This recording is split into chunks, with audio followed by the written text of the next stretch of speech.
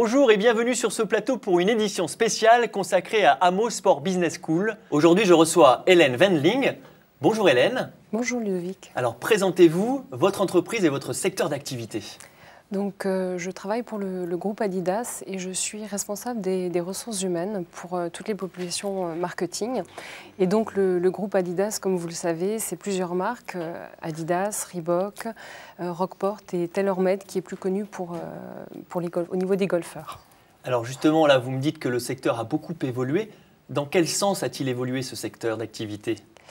Alors, auparavant, la distinction entre équipementier sportif et lifestyle était assez nette. Et depuis quelques années, on se rend compte que les barrières sont de plus en plus floues.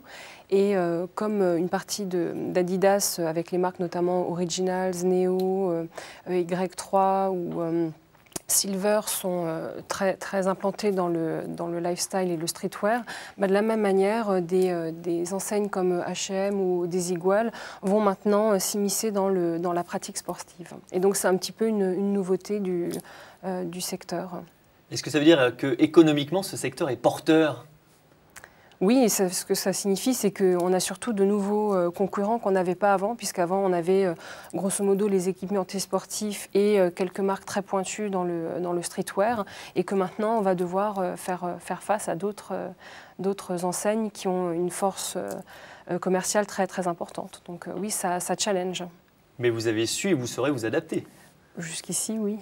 Alors pourquoi est-ce que vous avez choisi de devenir partenaire d'Amos Sports Business School ? Déjà par rapport à la spécificité de l'école, qui propose des formations qui sont très orientées autour du sport, du management du sport. Donc ça, c'est un axe important pour nous. Le deuxième point, c'est le lien que l'école propose entre la formation et le monde du travail, qui est un axe prioritaire pour l'école. Et donc ça, c'est intéressant pour nous, puisque nous, ça nous permet d'avoir des jeunes qui sont déjà familiers avec le monde de l'entreprise, qui est un élément essentiel en fait dans le recrutement.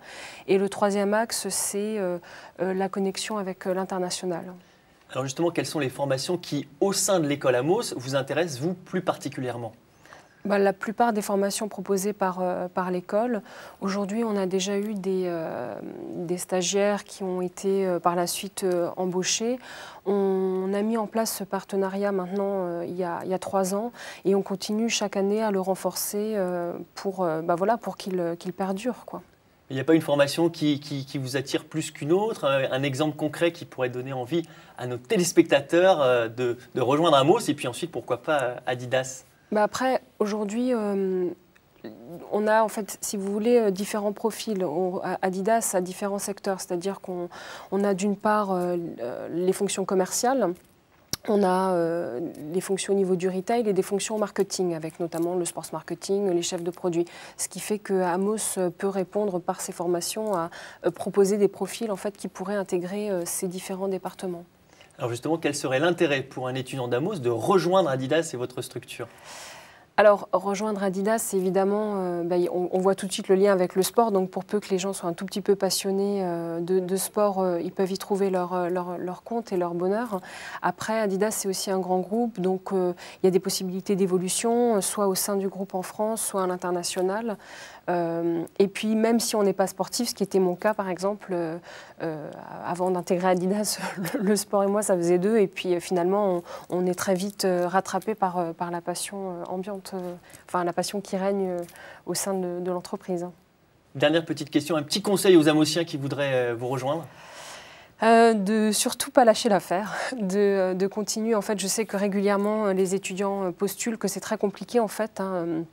Pour un étudiant ou un jeune diplômé de décrocher un stage ou un poste. On a régulièrement des offres qui sont en ligne. On a souvent 300 à 400 candidatures pour une offre.